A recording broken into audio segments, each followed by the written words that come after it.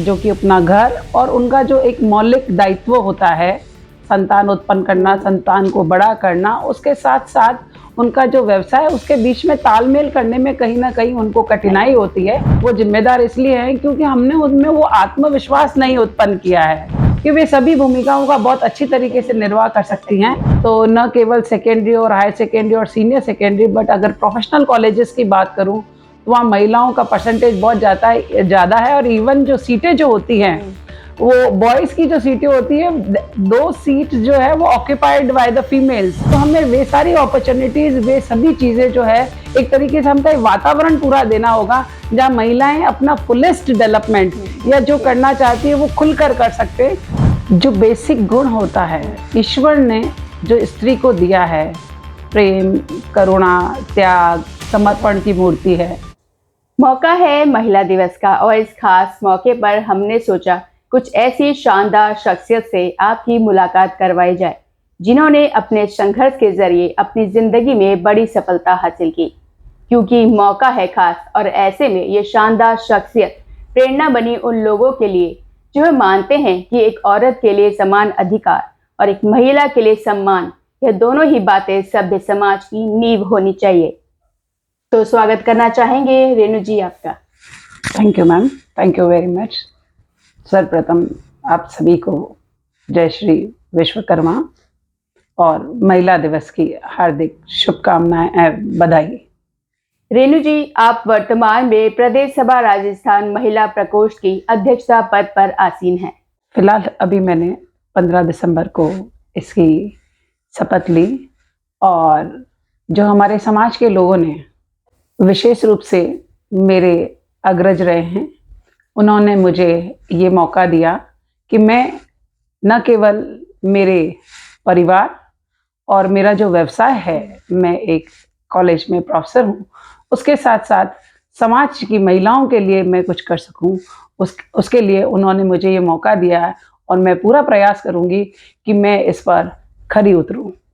रेणु जी, इस दौर में महिलाएं पढ़ी लिखी होने के बावजूद भी व्यवसाय क्षेत्र में आने से घबराती हैं, ऐसा क्यों? आमतौर पे समय बदल गया है। आजकल ऐसा नहीं है कि वो अपना व्यवसाय चुनने में कहीं घबराहट होती है। अंतर सिर्फ इतना ये है कि वो अपने परिवार, जो कि अपना घर और उनका जो एक मौलिक दायित्व होता है, संतान उत्पन्न करना, संतान को बड़ा करना, उसके साथ-साथ उनका जो व्यवसाय है उसके बीच में तालमेल करने में कहीं न कहीं उनको कठिनाई होती है। इसलिए वो थोड़ा एक कदम पीछे रहती है। बाकी घबराहट या पीछे रहना ऐसा नहीं है, बट थोड़ा तालमेल की कहीं न कहीं उनको लगता है कि क्या मैं ये तालमेल कर पाऊँगी या नहीं कर पाऊँगी, ये एक सबसे बड़ा प्रश्न है।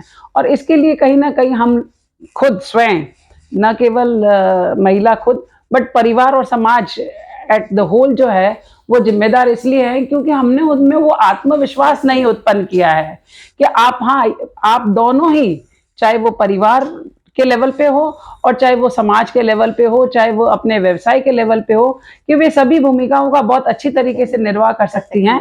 ये हमने उनमें एक तरह का विश्वास नहीं जगाया है और इसी की वजह से वो अपना एक कदम पीछे लेती हैं या घबराहट होती है या उनको खुद को लगता है कि मैं ये कर पाऊँगी या नहीं कर पाऊँगी। अगर महिलाएं व्यवसाय के क्षेत्र में आती है तो उन्हें किस प्रकार की चुनौतियों का सामना करना पड़ता है?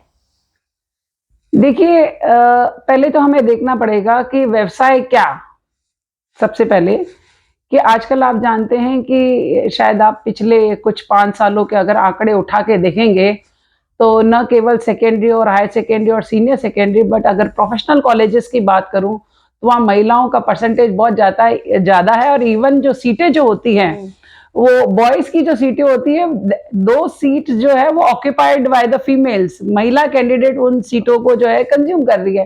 इसलिए हम ये तो नहीं कह सकते हैं कि वो प्रोफेशनल डिग्रीज वगैरह बहुत ले रही है। हाँ, चैलेंजेस जरूर आते हैं उनको, वो डिपेंड करता है they want to go in a service sector या वो अपना खुद का जो है वो एंटरप्रेन्योर बनना चाहती है। यदि वो खुद एंटरप्रेन्योर बनना चाहती हैं तो आजकल सरकार बहुत जो है एक तरीके से अलग-अलग स्कीम्स, ना केवल नेशनल लेवल पर बट इंटरनेशनल लेवल पर जो है वुमेन एंटरप्रेन्योरशिप के लिए बहुत ज़्यादा बढ़ावा दिया जा रहा है। और शायद आपको पता होगा कि 2025 की जो थीम है महिला दिवस की, वो है कार्रवाई कार्रवाई करना। मतलब अगर हम चाहते हैं कि महिलाएं और पुरुष लैंगिक समानता की यदि बात होती है, तो उन समानता के लिए हमें एट पार लाना होगा महिलाओं को पुरुषों के बराबर। और जब महिलाओं को पुरुषों के बराबर लाना है, तो हमें वे सारी अपॉर्चुनिटीज, वे सभी चीजें जो है, एक तरीके से हमका एक वातावरण पूरा देना होगा जहां महिलाएं अपना फुलेस्ट डेवलपमेंट या जो करना चाहती है वो खुलकर कर सके। इसके लिए जो है सरकार भी उनका बहुत ज्यादा सपोर्ट और बहुत सारी स्कीम्स जो है उन्होंने लॉन्च करी है। शायद आपको पता होगा, अभी जो मोदी जी ने भी जो कहा है कि उनका जो सोशल मीडिया हैंडल जो है वो सिर्फ महिलाएं ही करेगी। इस बार जो 2 दिन पहले जब बात हुई थी, तो मोदी जी ने खुद ने अपने संदेश में ये बात कही थी। एक सेवक के रूप में महिलाएं सबसे ज्यादा जानी जाती है और आपका पेशा भी इसी से जुड़ा हुआ है। इस पर आपकी क्या राय है? देखिए, जो बेसिक गुण होता है, ईश्वर ने जो स्त्री को दिया है, प्रेम, करुणा, त्याग, समर्पण की मूर्ति है। और सबसे पहले प्रेम की बात, क्योंकि वो अपने शरीर से, अपनी कोख से एक नया जीवन देती है, संतान उत्पन्न करती है, तो बट नेचुरली उसमें वो सारे गुण होंगे, आते हैं जो कि एक सेवा भाव के हो। और चूंकि वो परिवार की धुरी होती है, पूरा परिवार उसके इर्द गिर्द चलता है, तो सेवा तो उसका एक, जिसे हम कहना चाहिए कि उसका बायोलॉजिकल और स्पिरिचुअल, इमोशनल उसका एक गुण है। और उस गुण के हम ऋणी होने चाहिए, समाज ऋणी होना चाहिए, परिवार ऋणी होना चाहिए कि यदि ये गुण नहीं होता स्त्री में, तो शायद जो है वो परिवार नहीं चलता एक नहीं होता। जी। ज्यादा से ज्यादा महिलाओं को इस स्ट्रीम से जुड़ने के लिए क्या संदेश देना चाहेंगी?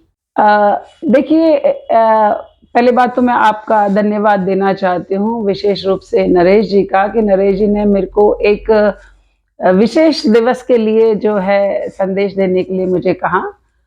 देखिए, मैं सभी महिलाओं से, मेरे हृदय की गहराइयों से मैं एक संदेश देना चाहती हूँ कि सर्वप्रथम आप अपने परिवार को, आपकी जो नैतिक जिम्मेदारी है, आपकी जो पारिवारिक जिम्मेदारी है, आपकी अपने परिवार के प्रति यदि कोई आर्थिक जिम्मेदारी हो, उन सभी जिम्मेदारियों का निर्वाह करने के बाद यदि आपके पास समय बचता है, तो आप समाज को दो, समाज में जो भी सेवाएं हैं उनको दो, ताकि न केवल, क्योंकि अगर एक महिला यदि समाज में आती है, तो उसके साथ साथ पूरा परिवार, उसके सारी संतान, उसके आसपास वाले रिश्तेदार, सभी लोग उससे जुड़ते हैं। और जब सभी लोग जुड़ते हैं, तो ऑटोमेटिकली एक यूनिटी, या जैसे हमें कहते हैं एकता का भाव स्वतः ही उत्पन्न हो जाता है। और जब एकता का भाव उत्पन्न होता है और स्त्री के चारों तरफ ये सब चीजें होती है, तो डायरेक्टली इनडायरेक्टली ये स्त्री को मजबूती देने का काम करती है। तो मुझे लगता है यदि हमें समाज सेवा में यदि स्त्रियां ज्यादा से ज्यादा आए, तो एक एकता, इनडायरेक्टली एकता जरूर उत्पन्न होगी, और उसके साथ साथ परिवार पर, समाज पर उसका डायरेक्ट इफेक्ट होगा, बजाय कि एक पुरुष किसी चीज को करे और एक स्त्री करे, तो स्त्री जो करेगी उसका प्रभाव समाज पर ज्यादा होगा बनस्पत की पुरुषों के। अंतर्राष्ट्रीय महिला दिवस पर आपने समय दिया, इसका बहुत बहुत धन्यवाद। आपका भी शुक्रिया, बहुत बहुत।